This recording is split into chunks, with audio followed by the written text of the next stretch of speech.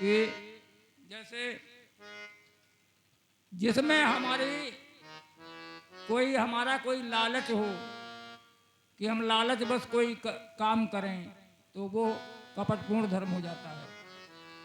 जिस प्रकार के जैसे माता पिता के 4 बच्चे होते हैं और चारों में जब बंटवारा हो जाता है तो सब अलग अलग हो जाते हैं। फिर उसके बाद जब माता पिता की जो सेवा करता है तो वो अगर उसके मन में ये है कि अब जो बचा खुचा है वो बाद में हमको ही देंगे, तो इस भावना से अगर वो सेवा करेगा तो वो कपटपूर्ण धर्म होता है। तो फल इच्छा यत्र जायते सस्यात् धर्मा सकैतवा, वो कपटपूर्ण धर्म है।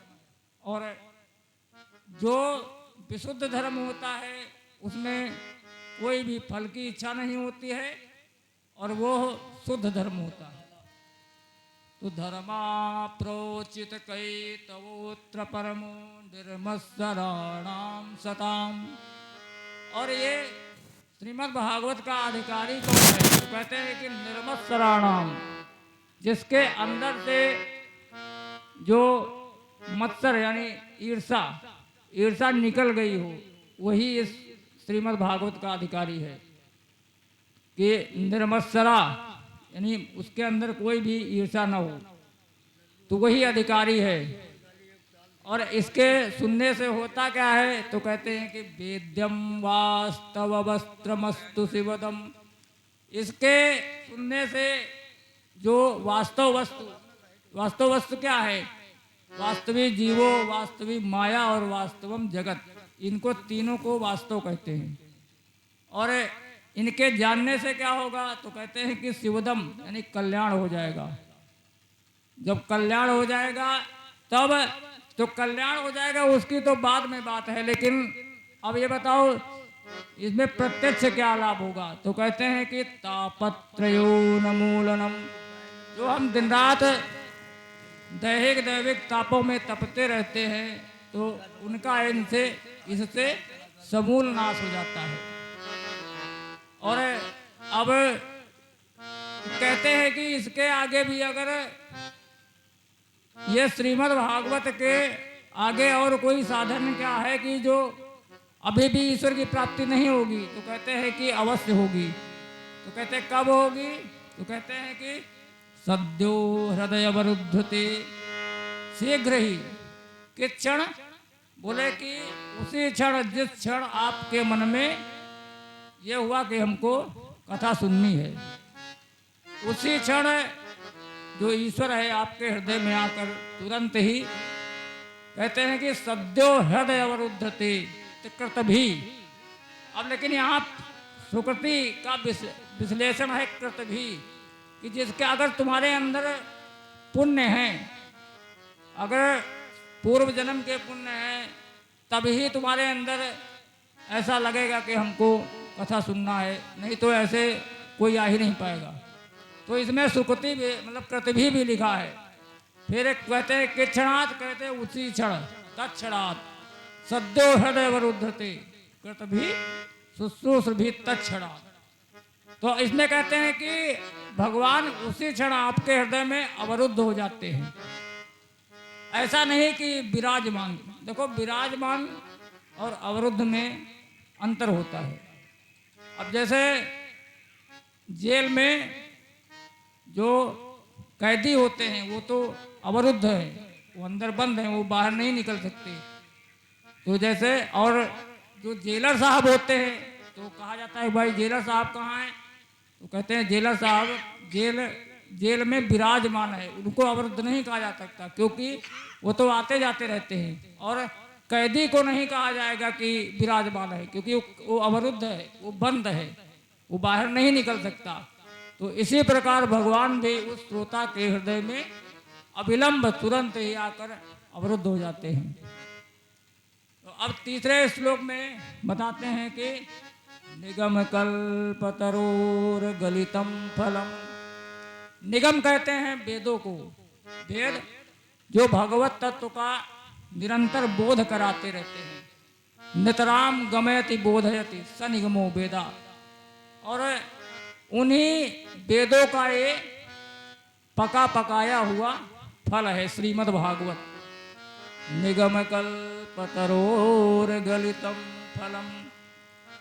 तो व्यास जी से किसी ने पूछा कि भाई अगर ये पका पकाया फल है तो इसकी क्या गारंटी है कि ये तुम बता रहे हो कि मीठा मीठा है, तो इसकी गारंटी क्या है? तो व्यास जी कहते हैं कि ये जो श्रीमद् भागवत रूपी मेरा फल है, इसमें सुखदेव रूपी तोते ने पहले ही चोंच मार दिया है, इसलिए इसकी 100% गारंटी है कि ये मीठा ही होगा। क्योंकि जो तोता जिस फल में चोंच मारता है वो मीठा ही होता है, वो उसको तोते को फल की बहुत परख होती है। तो व्यास जी कहते हैं कि सुख मुखादमक द्रवशयितम। तो व्यास जी से किसी ने पूछा कि भाई अब तुम्हारा फल है, तुम तो बताओगे ही कि मीठा है। क्योंकि जो फल बेचने वाले होते हैं वो अपने फल की बहुत प्रशंसा करते हैं। किसी कोई बेचता है तब जैसे बेचने वाले आते हैं, कहते हैं कि भाई मलाई वाले केले, तो उनको बेचने का अपना अपना धंधा होता है। तो एक महाशय आ रहे थे और खरबूजे बेचने आ रहे थे और उन्होंने आवाज़ लगाई कि खरबूजे शक्कर से मीठे, यानी खरबूजे शक्कर से मीठे। तो सब 2-3 लोग ले गए और काटा, और जब काट के खाया तो एकदम फीका था। तो वापस आके बोले भाई तुमने हमको पागल बना दिया, हमको ठग लिया, ये तो मीठे ही नहीं है एकदम। तो फल बेचने वाला कहने लगा कि भैया हम पहले ही कह रहे थे कि खरबूजे शक्कर से मीठे, यानी शक्कर डाल के खाओगे तब मीठे लगेंगे। तो ये तो फल बेचने वालों का अपना अपना ठीक होता है कि कैसे बेचा जाए। तो लेकिन व्यास जी कहते हैं कि हमारे श्रीमद् भागवत में सुखदेव रूपी तोते ने चोंच मार दिया है। तो व्यास जी से किसी ने पूछा कि भाई अगर ये फल पका पकाया है तो अब गिरा होगा तो फूट ही गया होगा। तो कहते हैं कि ये जो मेरा फल है ये फूटा नहीं है, ये शिष्य प्रशिष्य शाखो पल्लव परंपराया अखंड मेवावतीर्णम न तो उच्च निपातेन न तो स्फटितम। ये शिष्य प्रशिष्य शाखा के द्वारा आया हुआ है। जैसे सबसे पहले भगवान नारायण ने ब्रह्मा जी को दिया, अब ब्रह्मा जी ने नारद जी को दिया, अब नारद जी ने व्यास जी को दिया, अब व्यास जी ने अपने पुत्र सुखदेव जी को दिया, तथा सुखदेव जी ने जब परीक्षित को सुनाया तो उसी के निमित्त से हम सबको ये धराधाम में उपलब्ध हुआ। तो ऐसा ये श्रीमद् भागवत रूपी फल है। तो कहते हैं कि पिबत भागवतम रसमालयम। वे जो श्रीमद् भागवत रूपी ये रस का आलय है, ये रस कभी खत्म होने वाला नहीं है। जितना पियो, चाहे जितना पीते रहो, चाहे जितना पियोगे उतना ही, इसमें कोई कमी नहीं आने वाली है। तो कहते हैं कि जीवन पर्यंत रसमालयम, जब तक आपके जीवन का अंत न हो जाए। और मुहुर्हो रसिका भूवि भावुका।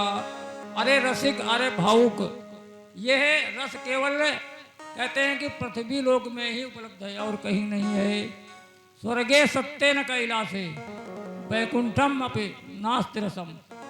ये ना स्वर्गलोक में है, ना सत्यलोक में है, और ना कैलाश में भी है, ये कहीं नहीं, केवल ये पृथ्वी लोक में ही है।